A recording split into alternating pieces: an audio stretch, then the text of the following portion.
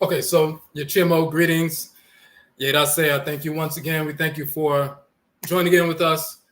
We touched on this last night on the previous piece that we did, presentation we did last night, said that we would go into some more detail about it tonight.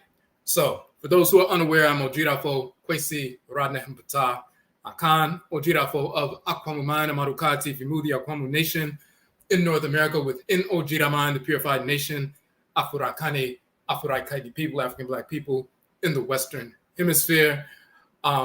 We've been doing a series associated with Susuw, which is the ancient term for meditation, and different things that have to do with that. We did a presentation on Merit Segert, the female divinity of meditation and silence. That's on the channel. Yesterday, we talked about Susuw, or meditation in the context of male and female complementary balance. And we talked about the male divinity, Hapi, the spiritual force animating the Nile River, and Merit, the female divinity, spirit force animating the Nile River, but also animating the rivers of blood in our bodies, the arteries and veins and so forth, and how just like all of our cells are dependent on the arteries and veins, the energy center, the river of energy moving up and down the spine and so forth, our spirit body is governed by that as well. So Hapi and Merit are directly related to that, and therefore Susuw meditation is directly beneficial for recalibrating that energy. So we talked about a lot with regard to that. We want to get into some more detailed information. We did a 3-part series a number of years ago, probably about 6 or 7 years ago, on this subject when we were doing Blog Talk Radio. So we wanted to, which of course is all audio. We wanted to give in this presentation some insight so you can see some of the documents and some of the images regarding this subject. Very important. So we call it the god Hotep and the goddess Hotepet and the etymology of conscious.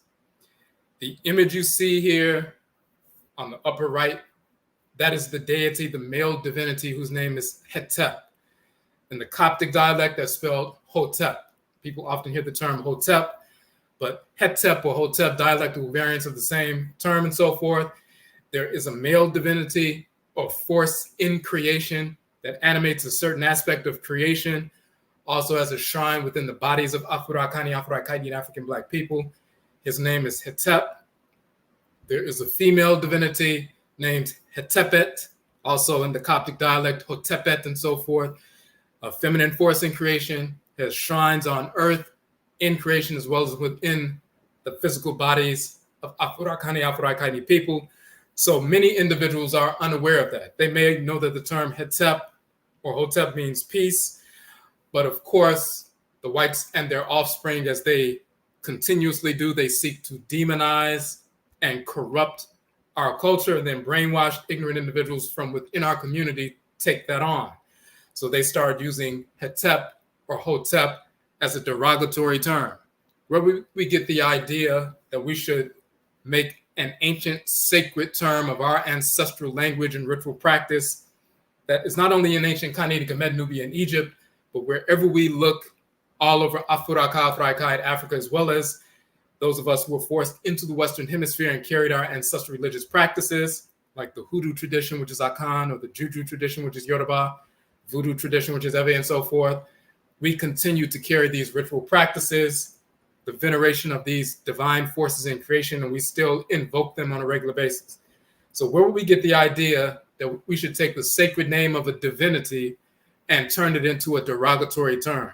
We get that from our enemies, the whites and their offspring, and brainwashed ignorant individuals take that on and spread it through social media. So for the past 10 or 15 years, if you hear somebody saying Hotep niggas, dusty Hoteps, and that kind of stupidity, it comes originally from the whites and their offspring because they saw how many millions of our people started studying our ancestral language and culture of Kemet, started incorporating these things into our lives, started rejecting the fake religions and the fictional characters, including Jesus, Yeshua, Yahweh Shah, fictional cartoon character who never existed, Muhammad, is a fictional cartoon character who never existed. Allah is a fictional character who never existed. Yahweh is a fictional character who never existed. Buddha, Brahman, and so forth.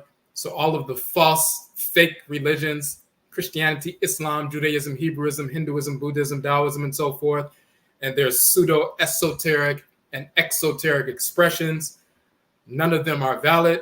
We show in our book, Kuku Tumtum, The Ancestral Jurisdiction, how these characters were manufactured off of corrupted fragments from our ancestral culture of ancient Kanit and Kemet. So there were no ancient Hebrews, black or white. There was no Jesus or Yeshua, black or white. There was no Muhammad, black or white. There was no Abraham, Isaac, Ishmael, Solomon, Sheba, Menelik, Moses, Aaron, David, and so forth. Sheba, black or white. So we go into detail and prove that conclusively. When we look at our own culture, we can dispel those foolish myths. And then we can get back to our own culture. It's no different than if you look back 100 years ago when our people were growing our own food and establishing our own independent black towns all across the South and parts of the West and so forth, after the end of enslavement and prior to when we escaped from enslavement and established, independent towns, a black independent town movement and so forth. We were growing our own food. Of course, it's natural, it's organic and so forth. And we're living to be 90, 100, 105 years old and so forth.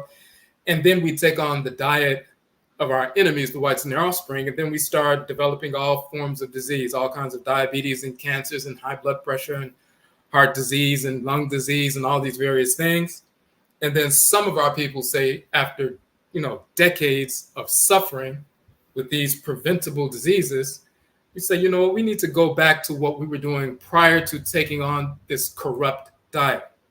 And some people go back to natural organic foods. Some people get into veganism, which is something that originated thousands of years ago. And there's proof of that in ancient Kemet as well. There's studies have been done on mummies that span thousands of years, showing that the people of ancient Kemet had primarily a vegetarian diet and so forth. That has been scientifically proven and so forth. But some of us go back to natural practices, dietary practices, and we transform our health. The ignorant amongst us who follow the whites and their offspring, who, they will teach our people, you need to start ridiculing people who are trying to be healthy. So they come up with terms like a health nut or you're into health. Imagine the foolish idea of somebody saying you're a nut or something wrong with you if you want to be healthy, as opposed to being unhealthy. That kind of stupidity comes from the whites and their offspring. Then we take that on and we try to sabotage what our people are doing to purify themselves. The same thing has happened with regard to ancestral religion. Our people are waking up, studying, reincorporating ancestral religion, rejecting the fake religions and so forth.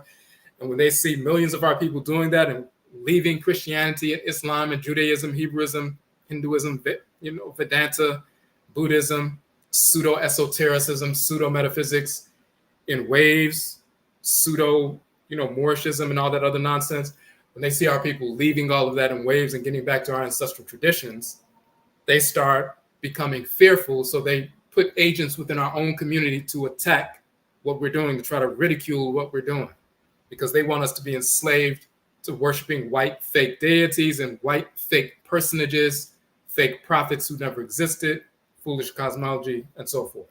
So this is how over the past 10 to 15 years, you saw the denigration of the term Hetep and anything associated with us trying to enhance ourselves, purify ourselves, develop ourselves, and so forth. But of course, we're wiping all of that away. So we want to get into some detailed information. There is a deity, a male divinity named Hetep, a female divinity named Hetepet. They are central to our spiritual development. That has always been the case. You cannot function in the world without Hetep and Hetepet. We want to get into all of it. Even the term conscious. Initially in the 90s, when people started saying, I'm conscious, of course, that came from our community. When people started saying woke, that came from the Black community, and specifically those who started embracing ancestral religion, studying their ancient ancestral culture and practices, changing their names from slave names, naming ourselves after rapists beasts and murderers and dissexual perverts and enslavers, and going back to our ancestral names that are configurations of sound vibrations that when we hear them, speak them, or contemplate them, those sound vibrations stimulate our spirits to realign with divine order. That is the formula for a properly given name and so forth.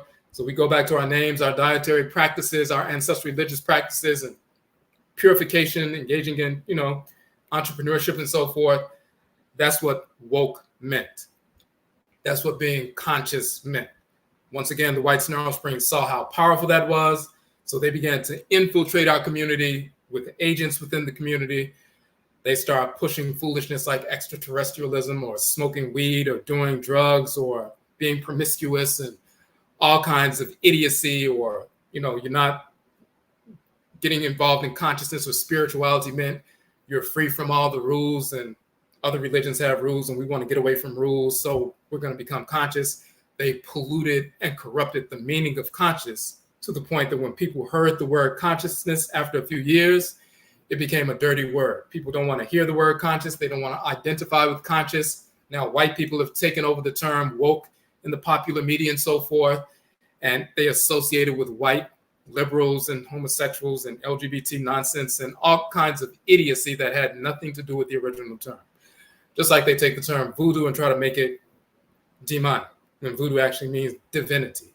They take the term hoodoo and try to make it demonic. It really means medicine from roots, trees, and plant life. It also means to become heavy with the spirit in the Akan language. So we're taking our terms back. We're taking our consciousness back and recalibrating ourselves as we should, as we are obligated to do. So we want to talk about Hetep, Hetepet, their cosmology, and the etymology of the word conscious because it's directly related. So we're going to get into this proper definition, the etymology and cosmology of the term conscious. So first, if you're going to say what does it mean to be conscious, and what does the term Hetep mean, or Hotep, we're going to take it back to the roots. So first, conscious. What does that mean? You can look in this Etym online. You can look at etymological dictionaries. You can look at the Proto-Indo-European lexicon on the University of Texas website. They have, some extensive information there. But any etymological dictionary will show this information. So first, conscious. What does it say?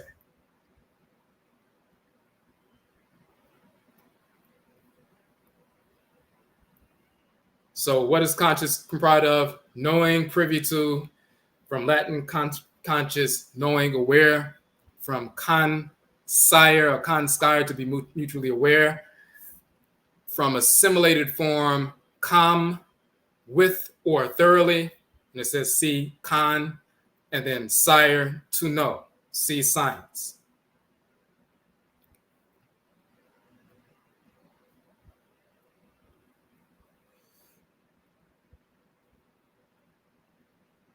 And then, of course, hold on a second.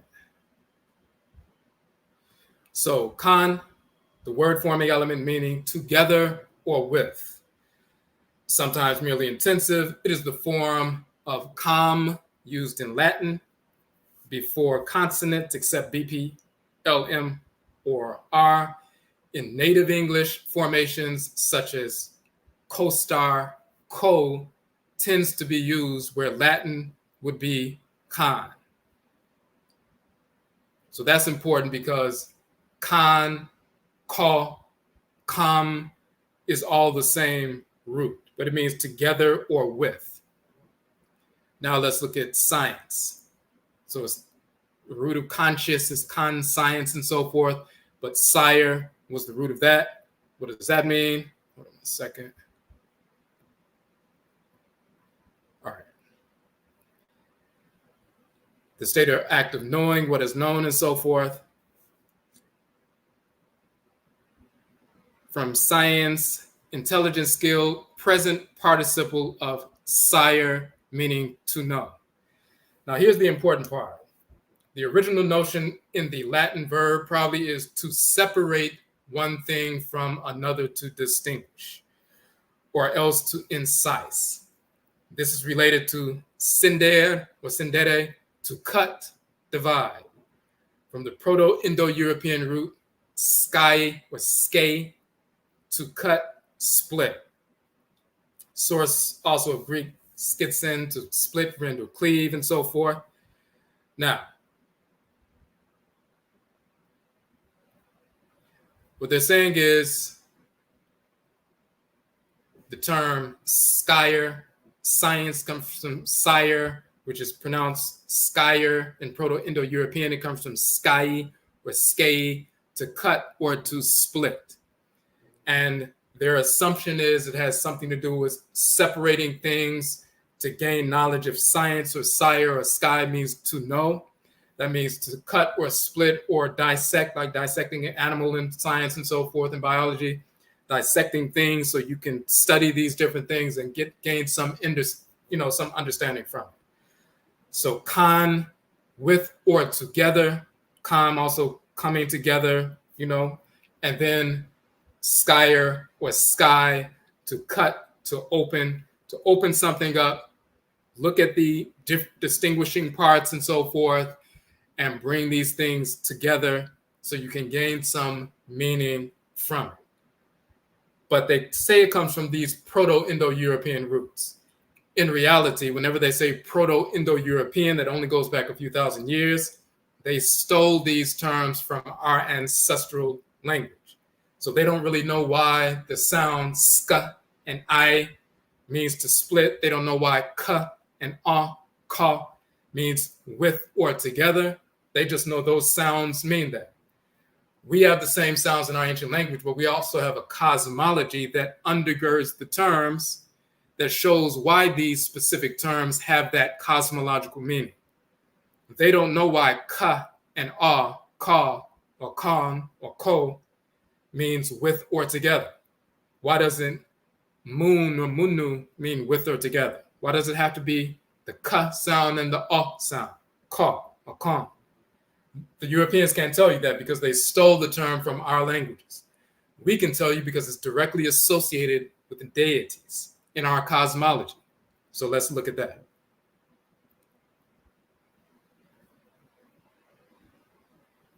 So we said ka and sky.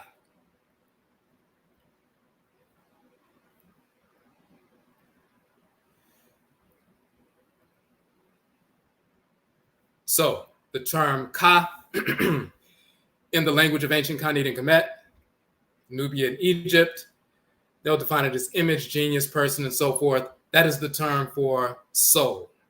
The soul, the divine consciousness, the divinity dwelling in the head region. So that spiritual force in your head that always pulls you towards thoughts, intentions, and actions that are in harmony with divine order and will disincline you from thoughts, intentions, and actions that are out of harmony with divine order.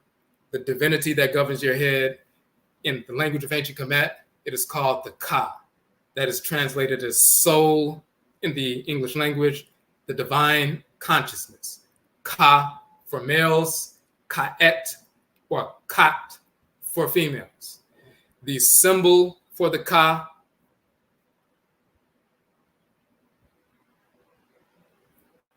are the two arms and two hands like this. This is the Ka symbol. So very often, typically when you see it spelled, you just see the two arms and hands like this. That's the symbol Ka, meaning soul, divine consciousness, and so forth.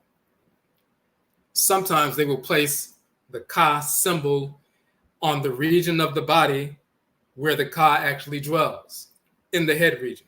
So just like you have a physical body, and inside your physical body, there's a smaller physical body, which is the brain, which has the blueprint for everything that should take place in the body. That's the control center of the physical body.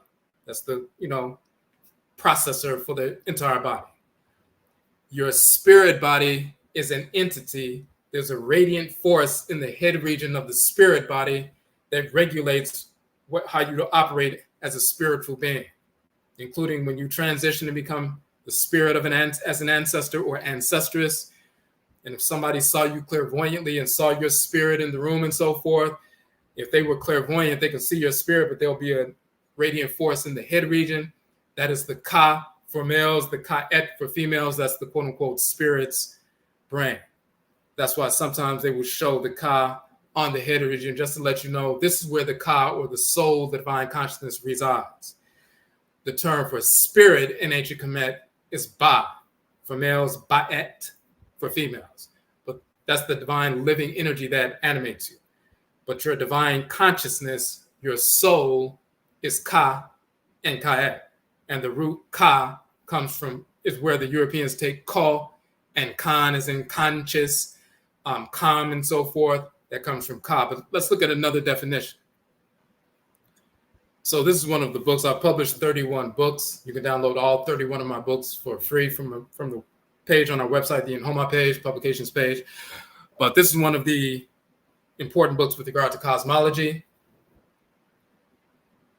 So the name of the book is the Okra complex, the soul of Akan Fo.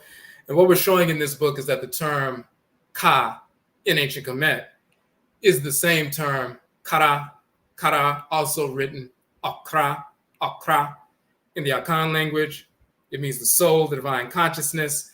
So we were showing that the Akan people, of course, we migrated from ancient Khanid and Kemet, Nubian Egypt over 2,000 years ago, reestablished ourselves in the ancient empire of Akara, which is ancient empire of Ghana, and a couple of thousand years ago in the western part of the continent of Afuraka, Afuraitkait, Africa.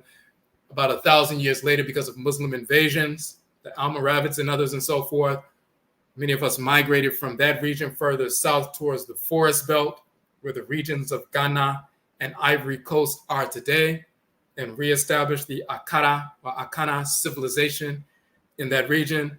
Then hundreds of years after that, some of our people were taken from that region and forced into North, Central, South America, the Caribbean, and Europe during the Musu or Kessier, the Great Perversity, the enslavement era. And this is how Akan people ended up in the Western Hemisphere. But we continued our ancestral religious practices. So you have Obia in Jamaica, which is the Akan tradition. You have Komfa in Guyana, which is the Akan tradition. You have the tradition Winti in Suriname in South America, which is the Akan tradition. And you have Hoodoo in North America, which is the Akan ancestral religion in North America. And of course, a few months back in October, we dropped our second documentary film, Hoodoo, Akan ancestral religion in North America. You can watch that film for free on this YouTube channel.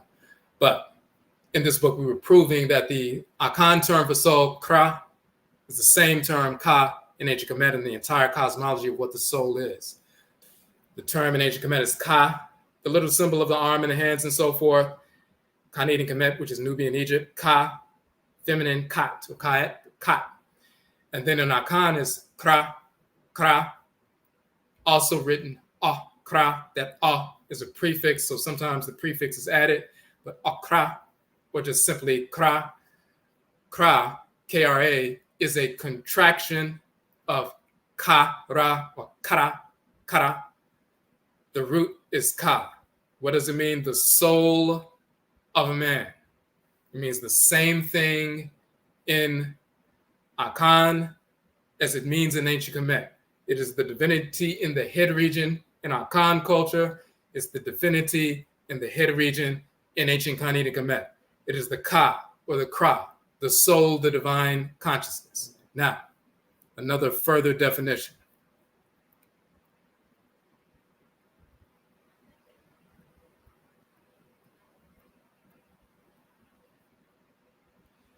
And in the Medutu, Ka for males, Ka'et for females. We were just showing the two different spellings. This is a hieroglyphic or Medutu representation of that. This is a statue of one of the Per'a, so-called pharaohs and so forth. Here showing that the Ka, when you have a seated, shrouded figure, that's a representative of divinity or divine and so forth. But this is from the Akan dictionary, the tree dictionary. You just saw that Okara, the root is Ka with the stem Ara, which is Ka, Ara, or Kara, or Kra. But the root is Ka. So we look further in the Akan dictionary. And what do they say that word Ka means? It says to touch, to come, or be in or bring into contact with, to join. To touch, come in contact with, to handle, to feel.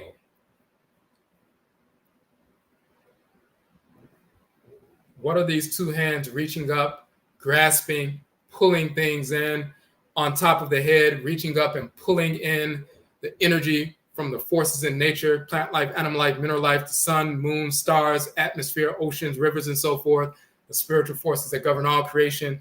We have a force in the head region that's reaching up, bringing things into contact, pulling things in, pulling it into the head region and so forth, reaching up and grasping and so forth.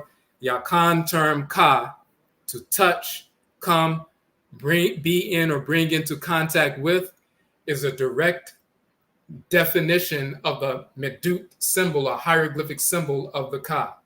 The same word ka and Akan that Akan people speak every day in Ghana and Ivory Coast and so forth.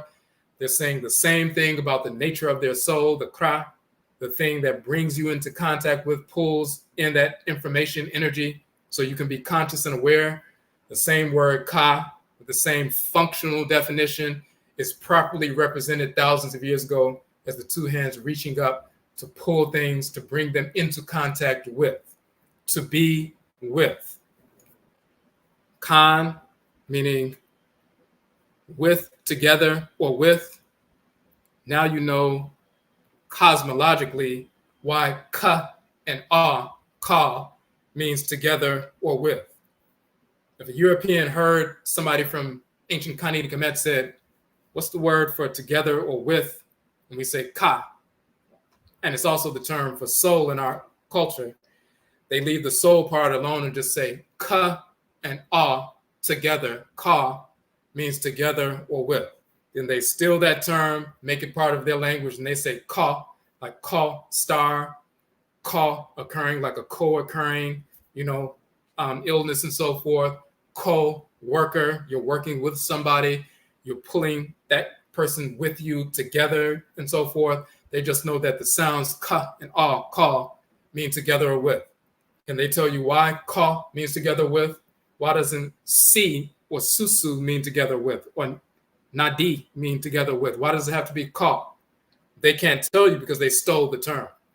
We can tell you why ka means together with, because it's also the term for the two arms reaching up to pull things into your head region, the seat of the soul, the ka at the soul, the divine consciousness. So we have the term phonetically, but we also have the cosmology that undergirds the term. They don't have that because it's stolen. So that's ka. Now we have science, which is shus, conscious, and so forth. We talked about sire.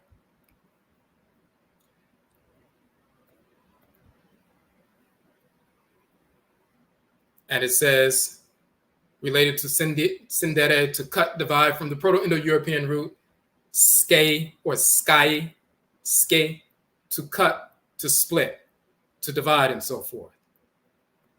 So we already have ka. Where did they get sky, which became skyus, or sius, or conskyus, or consius, or conscience, or conscious, and so forth? Did they get that portion from us? We already know if they stole these different terms and claimed them as Proto-Indo-European instead of being honest and saying we stole this from ancient Afuraitkait people, you should already know that if we look in the ancient language, we're going to find ske or sky or some version of that in the hieroglyphic dictionary. Well, let's look and see.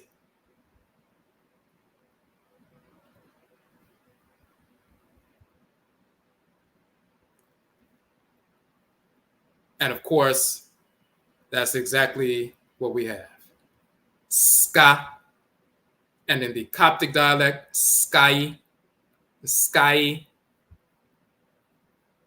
that is to plow. Very important.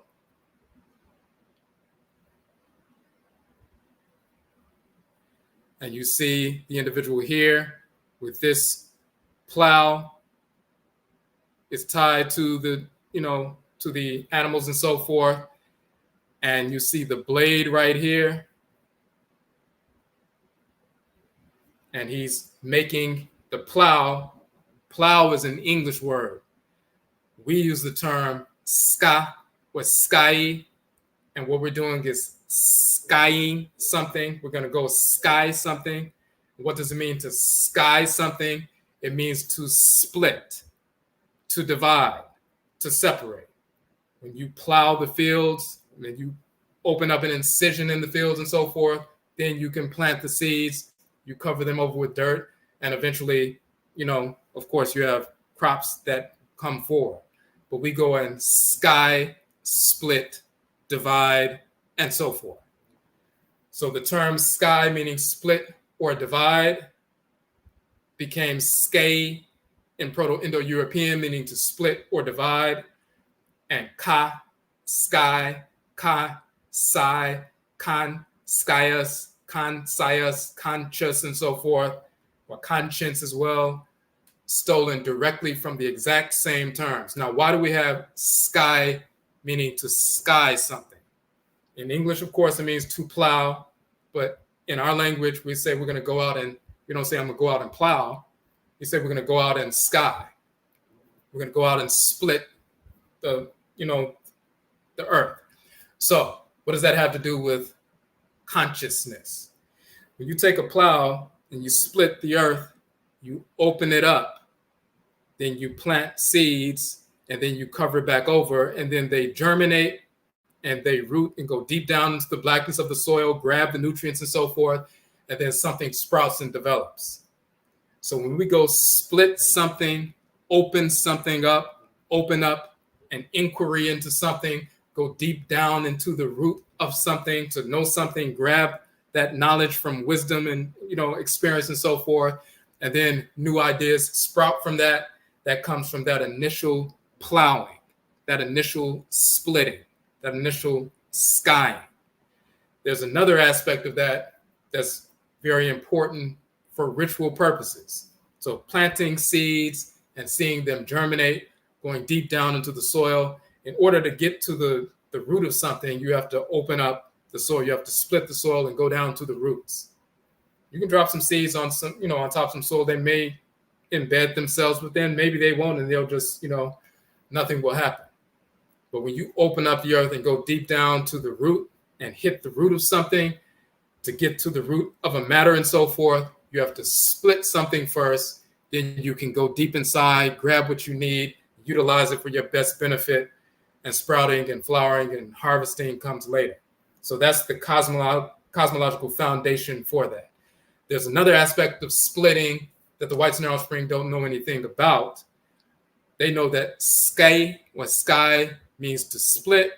They don't know why that has something to do with consciousness in the true sense. We have the cosmology that supports that. Give you another example. And this is one of our other books as well. Our book called Kemet, Hina Ntoro, The Black Nation and Divinity. Okay, so this is one of the other books on our website. I published this book to show that the term Kemet, as well as the term Ntoro, which is misnomer netter, both of those terms exist in the language of the Akan people with the same cosmological connotations and foundations in the language today that they had in ancient Khanate Kemet. So we were just proving that in that particular book. But one thing that we touched on that's important for this cosmological study, we're talking about the term Ntoro. And there's one piece that we just want to address. The symbol for divinity in ancient Kemet is this axe. And they never understood why we have an axe to represent deity, a male divinity or female divinity. That's the term Ntoro for males, Ntorot for females, netter, netert, and so forth. But in Akan, it's Ntoro. So we still use that term every single day. In Vodun, they say Torowo. In Akan, we say Ntoro. So it's not netter, it's Ntoro.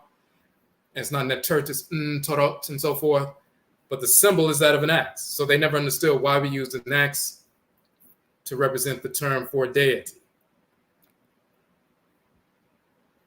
In the language of ancient Kemet, the general term for axe is aku, to work in wood, to be a carpenter and so forth, but that's the term for axe. Aku, a carpenter's adze, an axe, a battle axe, and so forth. In Akan, akuma, a hatchet or an axe. Ku, in Akan, to draw, pull off, to cut close to the root and so forth. So we're showing aku means to cut. And then this is the Akan language dictionary, the tree dictionary on the right. Of course, the Ntoro, the hieroglyphic dictionary on the left.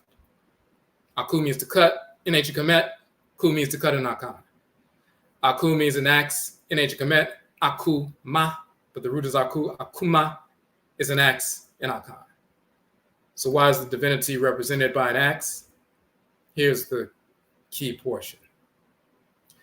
The word for prayer in Akan is mpai. The root is pai, invocation, prayer, supplication.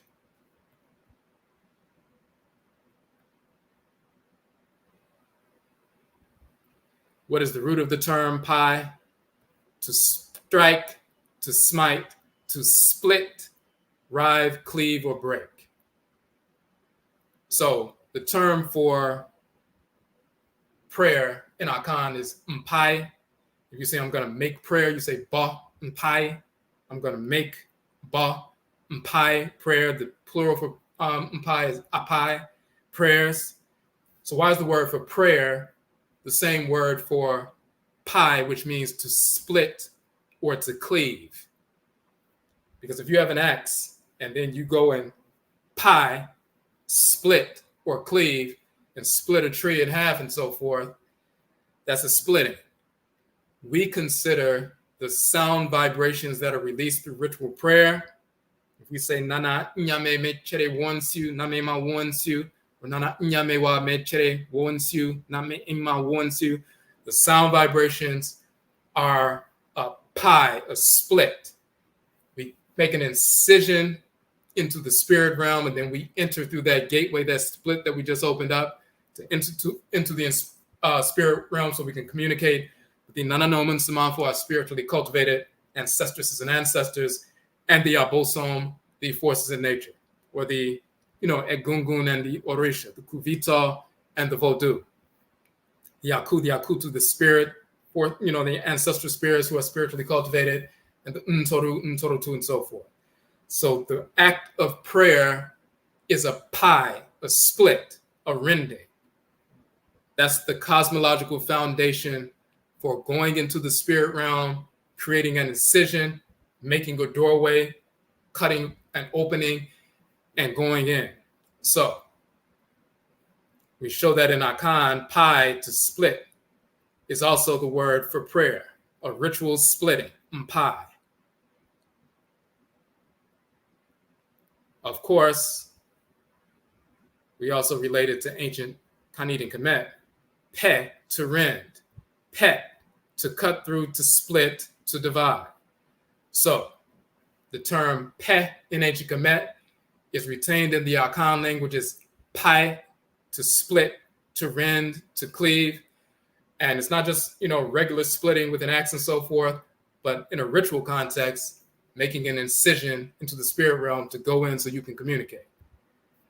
But splitting, once again, cosmologically, when we talk about our culture cosmologically, that's where this notion of plowing or splitting has to do with a ritual context. The plow, when he's skying, he's about to sky or split the earth. Yes, on a mundane level, to plant the seeds so you can have crops later. You can split the spirit or the mind of the individual to plant seeds or dig deep to the roots to get the gems out of wisdom so you can utilize that to better your situation and enhance your life and so forth, or overcome temporary perceived obstacles. But in a ritual context, we engage in the ritual process, ritual prayer, ritual invocation, ritual dance, ritual chant, ritual prayer, ritual movement, and so forth, to create an incision in the spirit realm and then enter through that gateway so we can communicate with the ancestresses and ancestors and the goddesses and gods, the Nananom Nsamanfo and the Abosom. That's what the sky splitting means when it has to do with consciousness. Ka, the soul, the divine consciousness, sky, to open up, split, go into the spirit realm and grab that wisdom from our ancestresses and ancestors. The whites and their offspring do not know why sky, meaning to split, has something to do with ancestral religion and deities and ancestral spirits and consciousness and the divinity that governs the head. They don't know anything about that. They just know that sa, ska, and I together, ska, I means to split or separate or divide, and it has something to do with knowledge because they stole the term without the cosmological context. Now let's go further to deal with the relationship between the deity, the god, the deity, the Ntoro, Hetep, and the nature of consciousness. What is his role in creation? And then we'll talk about the goddess Hetepet and her role in creation. And they're directly related to consciousness. So when you hear Hotep and conscious, the conscious community, and Hotep, actually, the deity Hetep is directly related to the Ka, the soul, the divine consciousness, and you can't separate the two. So, and also the sky. We use this image here for the, flyer for the show. This divinity right here is who we want to look at right now.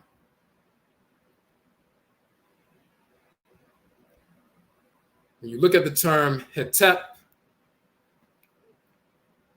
to rest, to be happy, to be content, to be glad, to do good to someone, to repose, to be at rest or to go to rest, to set of the sun, to rely upon, to be at peace with.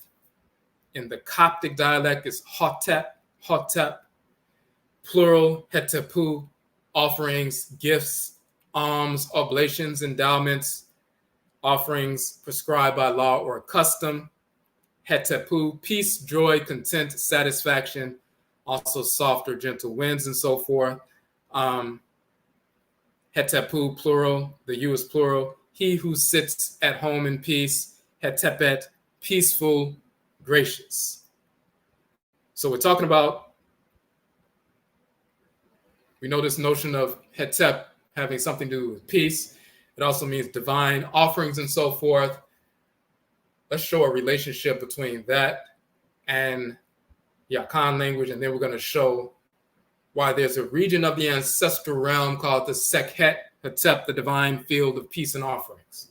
And this is where the cosmology really opens up. But first, okay, so what you see here, this is the symbol for Hetep, N.H. Kemet.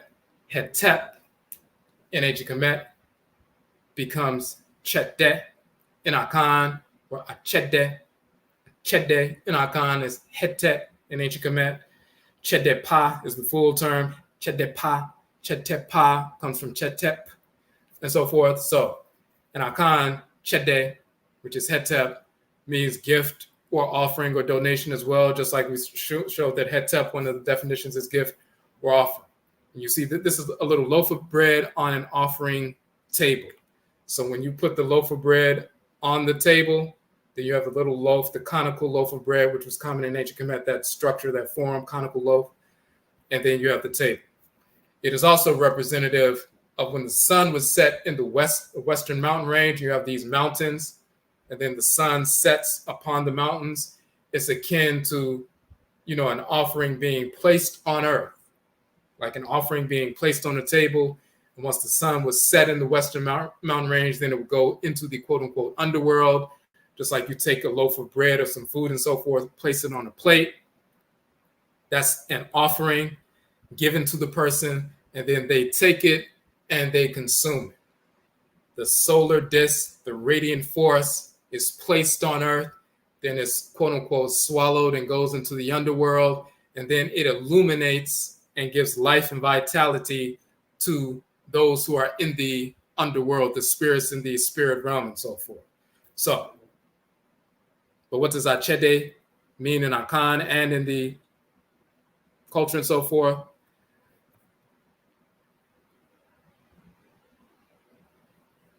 Both of them mean gift or offerings.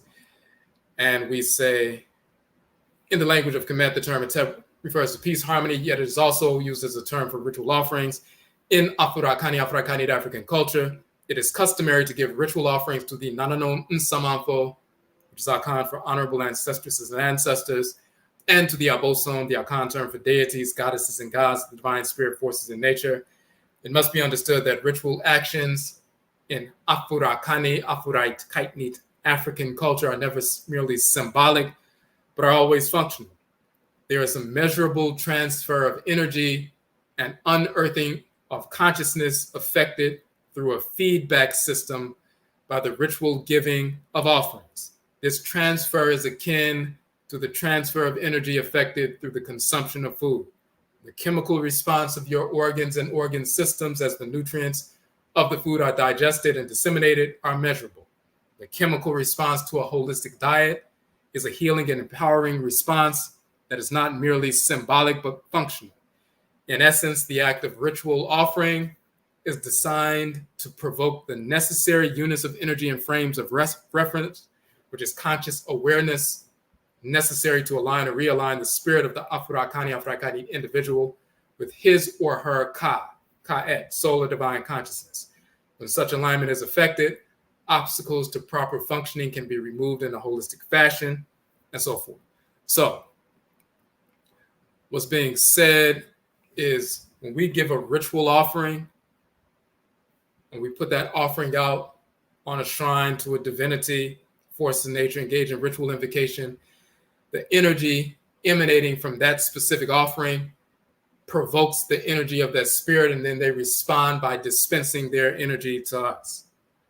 It's no different than even on a mundane level. If you have some rock incense and it's just sitting on a shelf, like some frankincense or myrrh, it's just sitting there. I mean, you may smell it a little bit, but it's sitting there.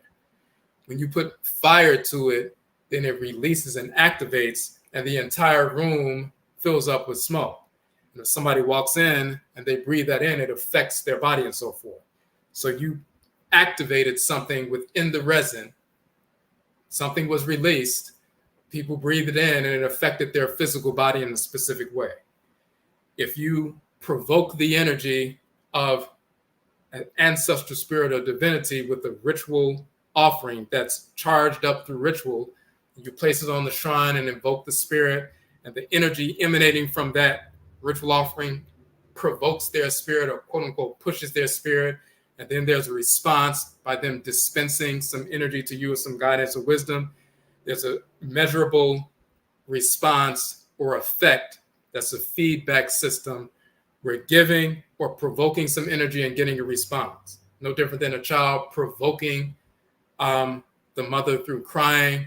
And once those sound vibrations hit the ear of the mother, and then she responds by dispensing milk through breastfeeding to the child and so forth. There was a provocation, a ritual invocation, a prayer. The sound vibrations hit the mother. She responded by dispensing what the child was asking for. The prayer is our answer. We do the same thing through the ritual giving of offerings and so forth. So that's what Cheteh or Hetep is, ritual offering. Now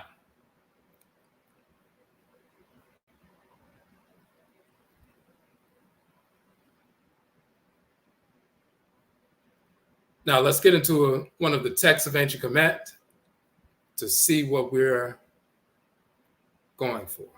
So this is what we wanted to get to. Plate 34, for example, in the papyrus of Ani, the Runupert and Meru's so-called Book of the Dead, in that particular vignette, in plate 34, when they're talking about this particular chapter is about the coming into the Sekhet Hetep, the divine field of peace and offerings and so forth, you will see this image. This is the deity Hetep. That's him standing there. There's a flower in front of him and so forth. That has to do with what now they will separate as aromatherapy. But we've always had that in ancient Khanate Kemet. This is the male deity Hetep, operant within the spirit realm. Now, if you've never seen an image of him, or you've heard people say Hetep or Hotep in the Coptic dialect, and they start utilizing his name in a derogatory fashion, you're going to see why that's idiotic. But that is the god Hetep if you've never seen him before. Now, let's look at a specific text from ancient Kemet that deals with that. This is the Runupert and Meru's so-called Book of Coming Forth by Day, misnomer Book of the Dead, and so forth. On plate 34, you'll find this particular chapter 110, chapter 110, and you'll find the same text in the various papyri across the, thousands of years and so forth. Very important part of the text that's read in a ritual fashion and so forth. It's a ritual invocation. And let's look at that.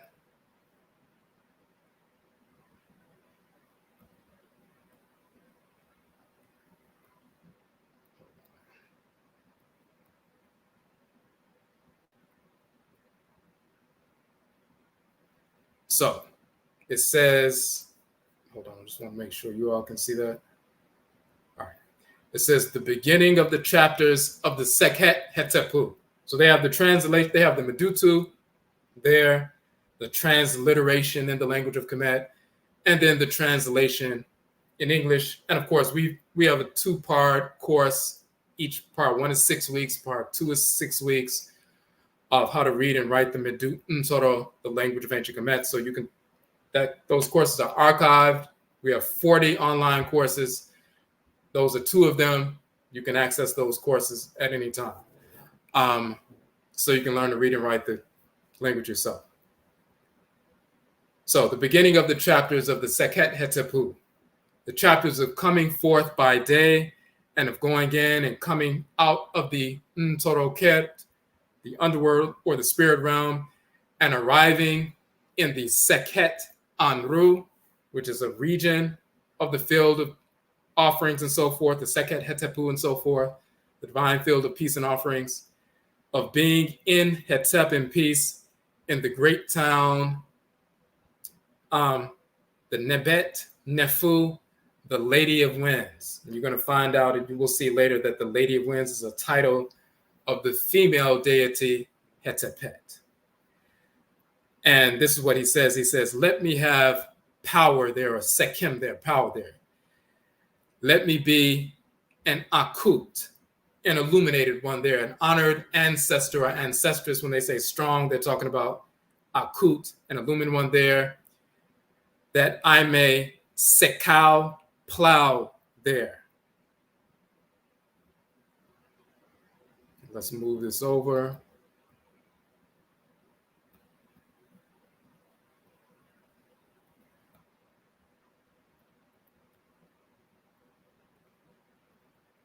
So it said, let me sky there. As you just saw, it says sky, to plow there. Let me reap there. Let me eat there. Let me drink there, as they are done all upon earth.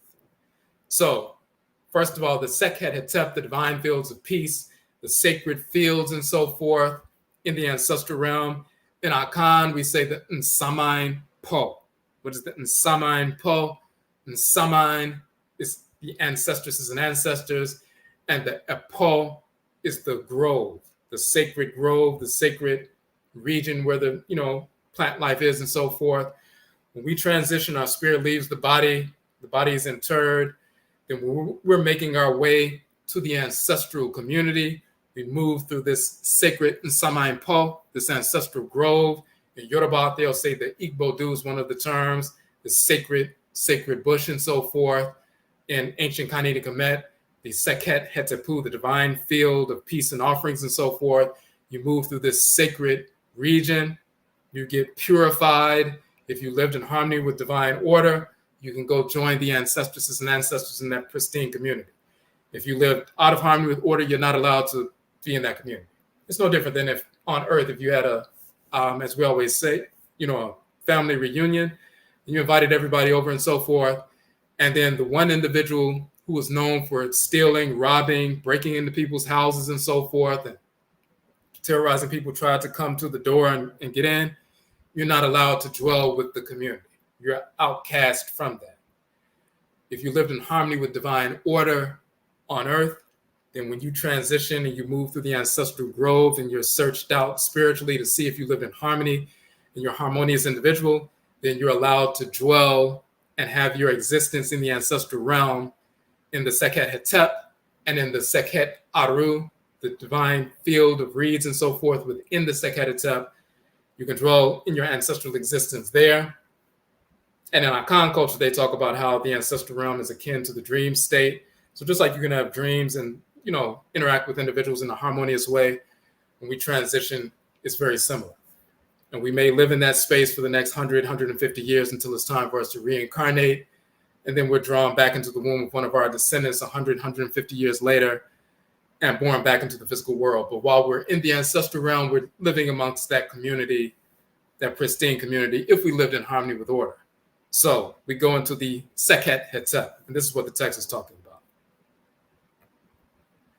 So let me sow there, let me reap there, let me plow there, sky there, let me reap there, let me eat there, let me drink there, let me live in harmony and abundance and so forth there, just like I did when I was on earth.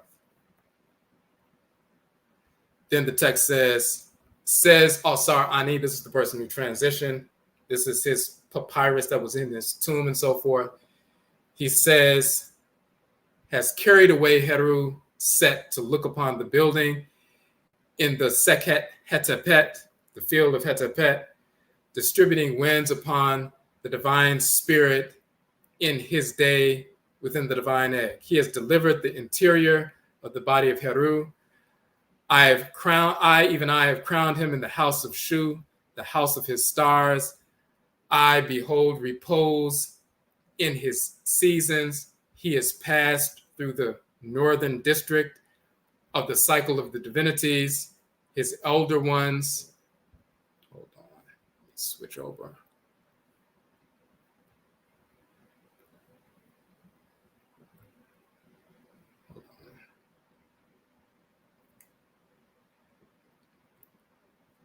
He brings to peace, or he makes to be at peace, the divine fighters who keep guard upon life. He has made what is excellent or fair, bringing an offering.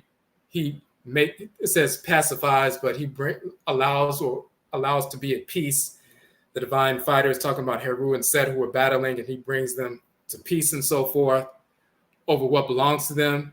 He has cut off the locks from their adversaries. He has made an end of the disasters from their children. He has removed the injury of their spirits. May I gain power over it. May I know it. I have sailed in its waters that I may come forth to its towns, really her towns.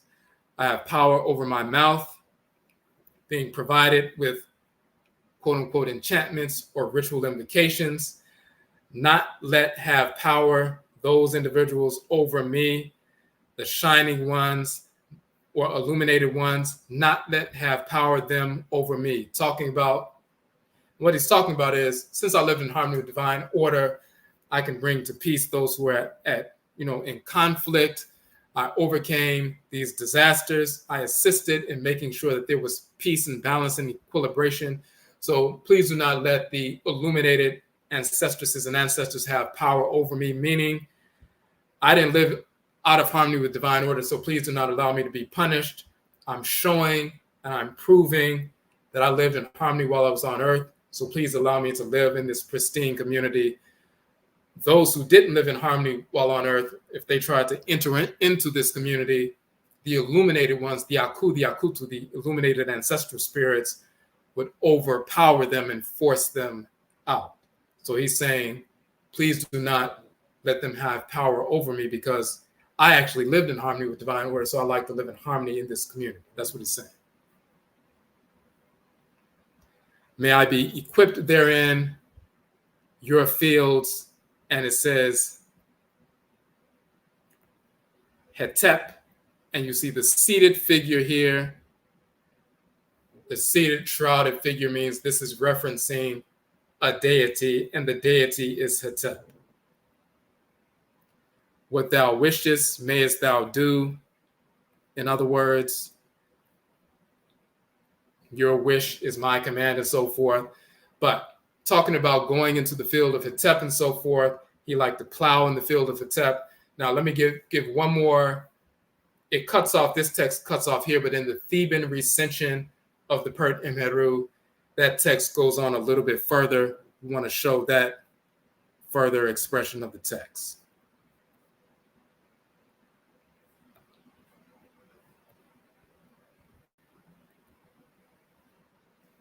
And then we want to show what that cosmology is referencing. So this is a translation of the portion that was cut off, but in the Theban recension, it does exist. So what do they say? That text that was cut off right there, he continues in different renditions of the same, text. It says, "O Hotep, or Hetep, the deity Hetep, I acquire this field of yours which you love, the Lady of Air."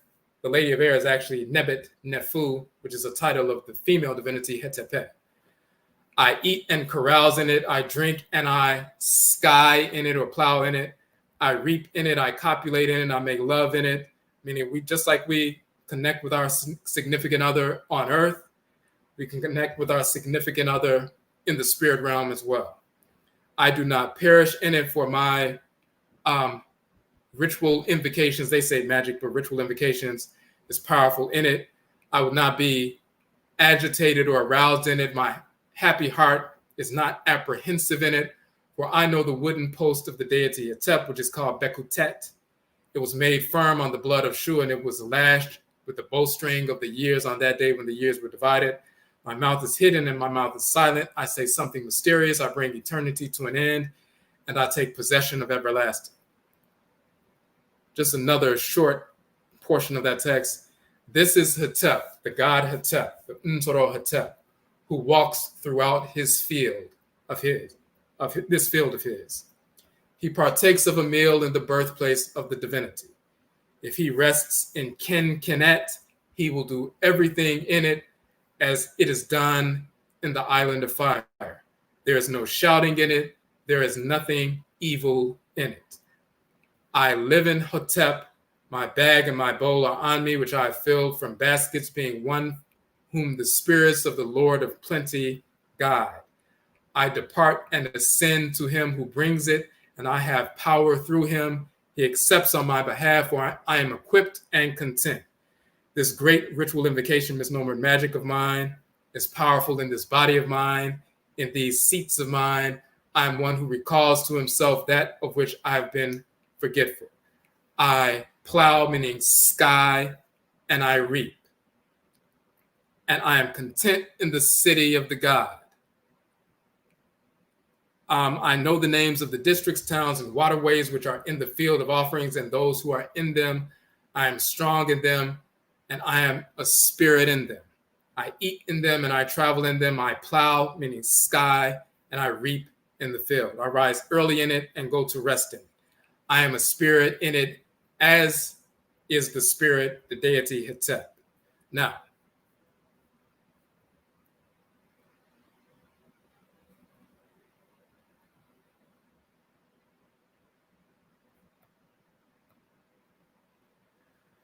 so what are we saying, and what is he saying in that capacity? When you transition, you go to the spirit realm. You're talking about plowing and reaping or skying. When you split the land and you bury the seeds, and eventually, crops manifest. And if you do things properly, you have an abundance of crops that you can be fed from. When you make an incision or a split, when you transition in death and so forth, there's a ritual opening. You plow and so forth. You split something open. You open a gateway to the ancestral realm. You move through that gateway.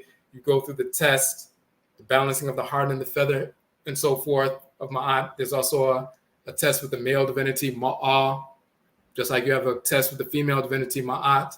When you pass those tests, then you're accepted amongst the community of the ancestresses and ancestors and so forth. And you can plow in the field and you can dig the depths of the field and so forth. And when we talk about Susuw, a meditation, measuring the depth of something, calculating the depth of something and so forth. And you can gain that wisdom, you can gain that power and use it to illuminate yourself and empower yourself and rejuvenate yourself. On earth, while you're still living on earth, you go into the spirit realm by making a split. You sky, you use your consciousness, your ka, your soul, your divine consciousness to split or sky, make an incision, a gateway to the spirit realm, and you go through that gateway through meditation, through Susuw, or through ritual song. or through ritual dance, or through ritual prayer, or through ritual chant, or various ritual movements and so forth. So if you see someone in the Hoodoo tradition or the Yoruba tradition engage in ritual dance and then they get possessed by a spirit, that was a gateway to the spirit realm. And through dance, they went into a trance, got possessed, opened that split, went through the split, ancestral spirit possessed or the divinity possessed. If someone is playing drums and people engage in ritual chant or ritual song, and the sound vibrations send people into a spiritual state, they go into trance, spirit possession happens, they open the gateway through ritual song. Some people engage in ritual prayer. Those sound vibrations with ritual prayer, specific words and so forth in the ancestral language, open that gateway. They move into the spirit realm, spirit possession happens, spirit communication happens. Some people through ritual movement, some people through stillness. We talk about Meri Segert, the female divinity of stillness and silence. You turn internal. Instead of projecting the energy outwardly, you force it inward and you crack open that split and you go into the spirit realm through Susuw or meditation. Spirit possession happens, spirit communication happens. Once you sky or a split or a sky, then your Kai, your consciousness, can go into the spirit realm, grab that ancestral wisdom, be informed by the Aboson, be informed by the Nsamafo, informed by the deities and ancestral spirits. When you come out of that ritual state, now you're filled up with that energy and consciousness so you can move forward and overcome obstacles. That is the purpose of skying or splitting in the ancestral realm, opening up, grabbing what you need, and empowering yourself. That's the cosmology. Even when you see if you look at it from a visual perspective, when the solar disk sets in the west, goes into the darkness of the underworld, and now you have the solar disk, and you see Ra as Afura moving through his solar boat in the 12 hours of the night. And in fact, let's pull that up real quick just so you can see a representation of that.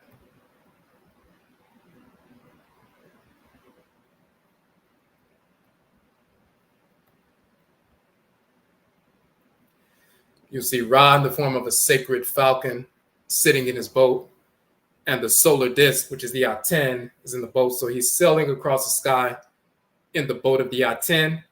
And Ra is the creator, Ra'et is the creatress, Ra is the creator, and so forth. And he's in the form of a falcon sailing across the sky. So the sun rises in the east, sails across the sky, and sets in the west. And then when he sets in the west, he's no longer in the form of a falcon, an aerial animal. He takes the form of a flat-horned ram. And then he is called Afuraka, Ra moving through the Afu of the flesh. And in the 12 hours of the night, the boat of the solar disk is in the underworld, moving from the west to the east in the underworld, bringing illumination, golden solar, fire, and light to the denizens of the underworld and so forth, the spirits that are in the spirit realm in the darkness, to bring illumination to them and so forth. And then eventually comes back to the east and changes back into the falcon form and flies up in the sky.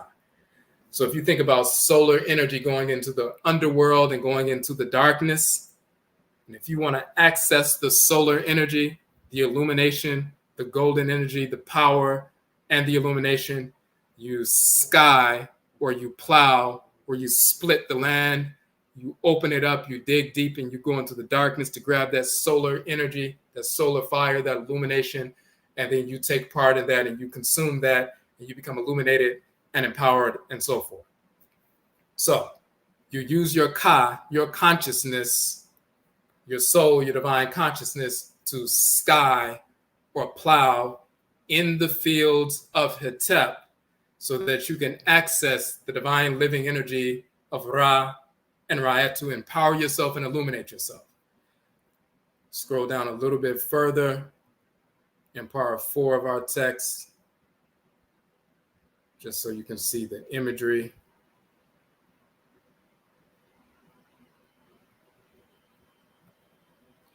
And we show that the term Afuraka and Afuraitkait comes from an ancient language. That's the origin of the term Africa.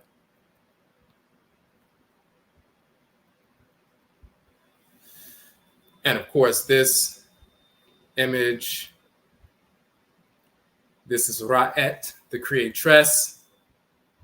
She's the creatress of the universe, and then Ra, of course, is the creator. So there's always a balance of male and female, Ra and Ra'et.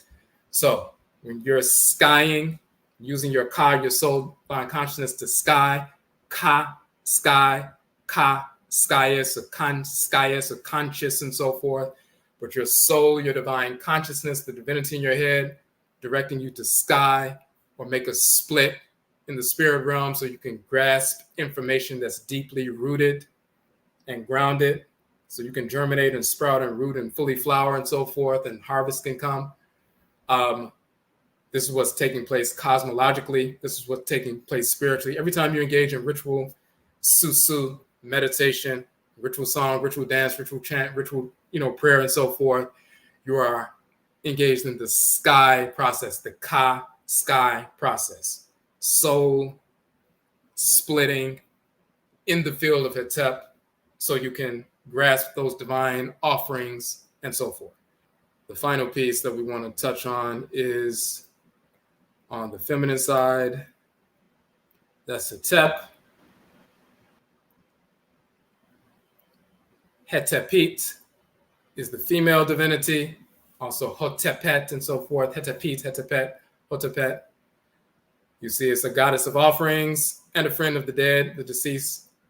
You see in the pyramid text of Pepi, utterance 646, you'll see her name spelled this way. In the pyramid text of Pepi, utterance 715, you'll see her name spelled this way, and you'll see the determinative of a seated female divinity.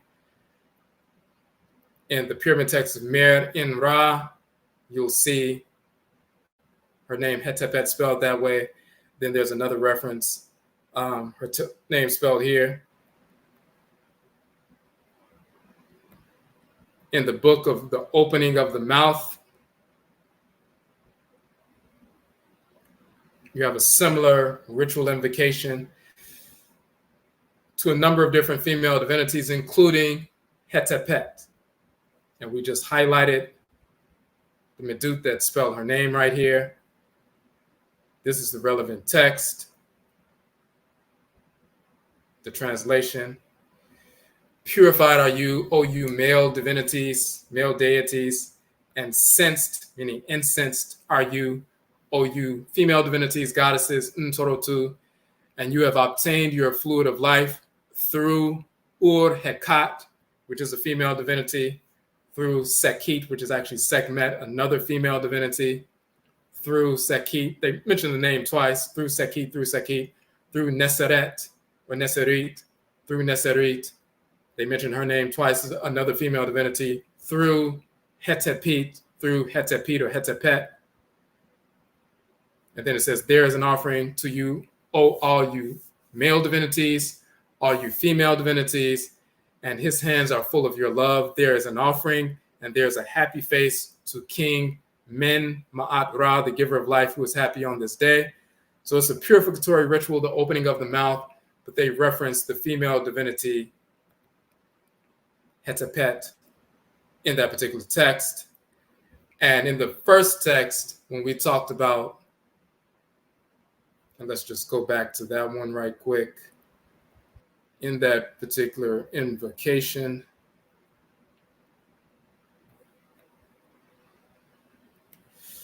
when it says the beginning of the chapters of the Sekhet Hetepu,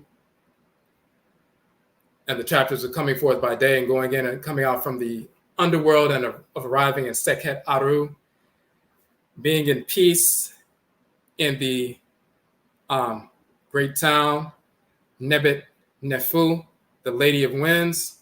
That Lady of Winds that they're talking about, that is a title of Hetepet in that particular text. And throughout the text, you'll see, when they're talking about the Lady of Winds and so forth, the Lady of Air, the great female divinity, the great goddess and so forth, they're talking about her in that particular context. So, as we can see here, there's a direct relationship between the soul, the divine consciousness, the Ka or the Kayet. We use our divine consciousness, our Ka or Kayet, to plow into the fields of Hetep. When we go into the spirit realm, whether after transition, but even We go into those same ancestral fields or lands when we go into ritual. If spirit possession happens, or you're pouring libation and want to communicate with your ancestresses and ancestors, or the abosom and so forth, you are going into the field of Hetep. You're going to that sacred field so you can plow and reap there, so you can sky there, you can split there, split open, gain that wisdom, gain that illumination, gain that empowerment, and then utilize that to enhance your life on a moment-by-moment basis. You're using your ka, your soul, your divine consciousness, to sky, open, split the fields of Hetep and Hetepet. And because they hold the, just like the black soil will hold that fire energy deep within our system, our melanin, the ka, the kayat, the soul, the divine consciousness, that aspect of our melanin that holds that fire energy within us, and you can release that through ritual invocation and so forth.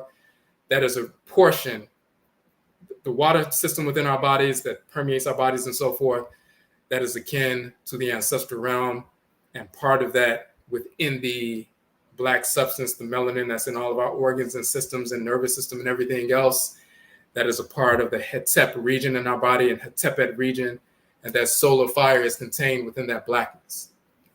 And we release that. We can go in and access that, life force, energy, power, and so forth. Just like martial artists on a mundane level can use the chi energy of fire, power, and so forth to break through cinder blocks and everything else. When we engage in ritual meditation, Susuw, or other ritual invocations and so forth, we can engage in different forms of, ritual invocation where we can expand our power, so to speak, and accomplish certain tasks. So, but that black substance contains that fire power. When you split it, you can release that power. When you go in through meditation, you can release the power. When you go in through ritual dance, you can release the power. Going through ritual chant, you can release the power. But that black substance is holding the fire, solar, golden energy of Ra and Ra'et. The skying releases it. The splitting, the ritual releases it. So Ka, sky, the soul, divine consciousness, Ka, sky, splitting in the field of Hetep, releases the energy of Ra and Ra'et. So again, once the sun sets in the west and it's moving through the underworld, that solar, fire, golden energy is moving through the blackness. Just like when you take in a deep breath and you pull in air, but you also pull in solar, fire energy, and it gets inside your system and fires you up and so forth. And through meditation, ritual invocation, you can release that power or expand it within your being. That's what you're doing. The ritual is the sky with your consciousness to release the power. So yes, that's the information that we wanted to share with you all tonight.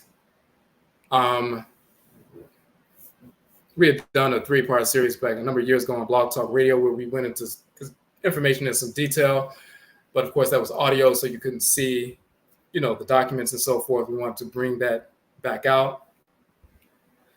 In the Yoruba tradition, it said that not every Ori is equal. Some people's destiny is different.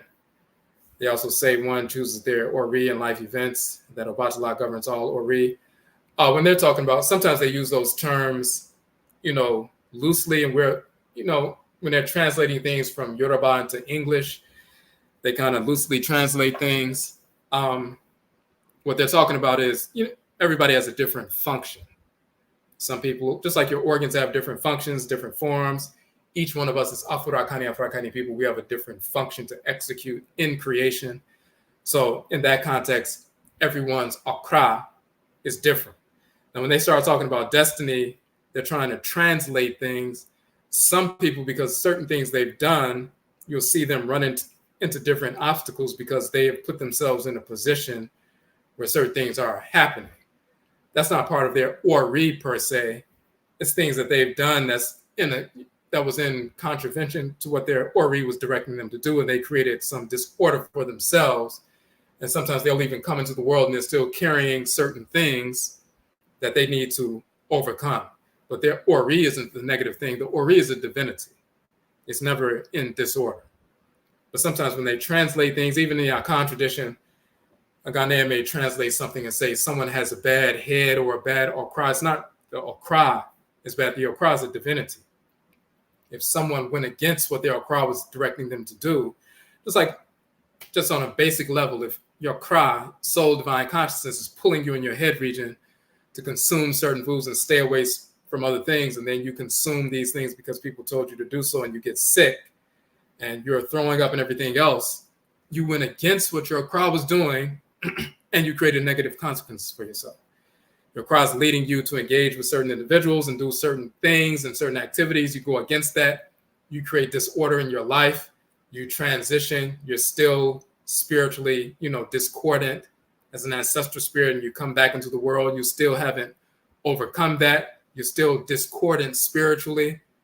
So you're moving through life and you're still discordant. You need to do some spiritual work to realign yourself with your okra. It wasn't that you were born with a bad okra or and somebody else is born with a good one. Or you're born with a quote unquote bad destiny and someone is born with a good one. It was based on things that you have done that you can bring over. It's like someone can be ill and they can leave their house and go somewhere else and carry that virus with them. You can transition, and if you were not developing yourself in the ancestral realm, by the time you return, you don't just come back with a clean slate and everything is brand new. You're the same individual. You returned. If you were an honored ancestor or honored ancestress, you're going to return as an honored ancestor or honored ancestress, and people will notice that this child seems like a wise old soul, so to speak. But if you were somebody who was self-destructive and you transitioned that way and you didn't do anything to, enhance yourself while you were in the ancestral realm, then you come back and you're still discordant. And you're born and you're still trying to make things happen. You still have an opportunity, but same thing. So.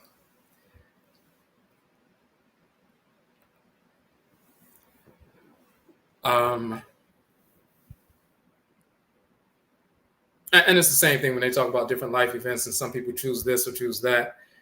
They're skipping over a lot of steps when they make certain statements. Sometimes they know the steps they're skipping and they just assume people already know that.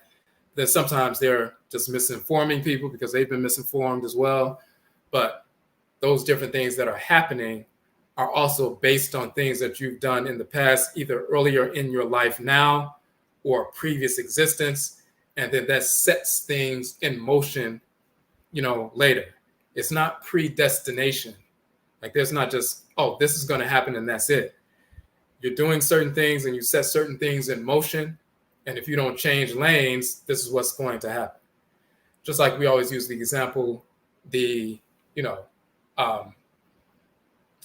Samanfo or ancestral spirits have the vantage point of like somebody standing on top of a building and they can see one car speeding towards an intersection that's 4 or 5 blocks away, and they can see another car speeding towards the same intersection that's 4 or 5 blocks away in a different direction. Those two drivers don't know what's about to happen, but the Nsamanfo can see that if they keep going, they're going to crash. If they don't change lanes, they can see what's unfolding right now. They can see what's unfolding in our lives based on the lane that we are in. And they can give us some guidance where you may want to change lanes because if you don't, you're going to run into this. You're already on that track. They can see what's unfolding. That's because we set certain things in motion based on our behaviors, our interactions in this lifetime and sometimes in previous lifetimes that have carried over into what's happening now. So, but that's why it's important to engage in ritual practice so we can get a keen understanding of this. As opposed to, people will say things or publish things or they'll just say anything. And we're trying to wonder if this is accurate. When you go in and, the best, institution for learning ancestral religion is your Nsama Nkombre, your ancestral tribe. Learning directly from your people what the interactions and, inner workings of the ancestral realm are, as well as the abosom, the forces in nature, how they operate and relate to one another and so forth. And then they'll put you in position to come in contact with individuals and, situations to see how these things unfold just as they showed you spiritually. But we need to to gain a keen understanding, we need to engage the ritual process ourselves.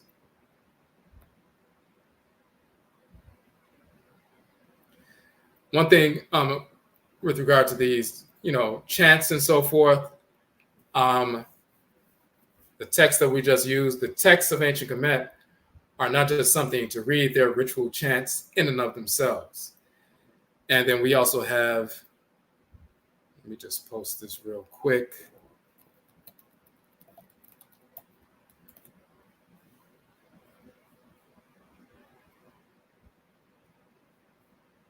And we'll put this in the chat room link.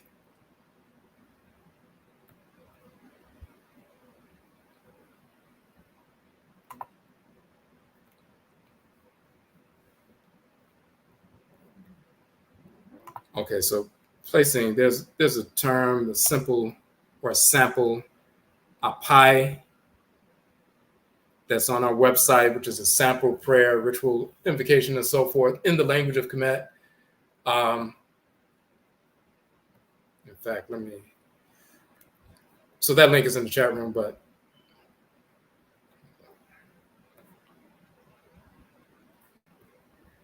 this is the document itself. And it's just a basic prayer in the language of Kemet that you can, and of course, it's for, as with everything we do, is for Afuraka, Afuraitkait, African people, Black people only, of course. But this is the document itself, a sample vocalization of Apai prayer from Kemet using the Akan, Akan vocalization. Sometimes they don't use all vowels in the language of Kemet, but that's because they knew the pronunciations of these things anyway. So, but this is a sample piece, and then you'll see the link to the audio for that. But the key thing is, beyond simple chants, the first foundational piece is Susuw, which is meditation, and learning from your people, and they will direct you as to what culture you are from to confirm that, and what language you should be studying and so forth. So that's the number one piece. Okay, so, and with regard to that, we also, of course, we mentioned in the beginning of this particular session tonight,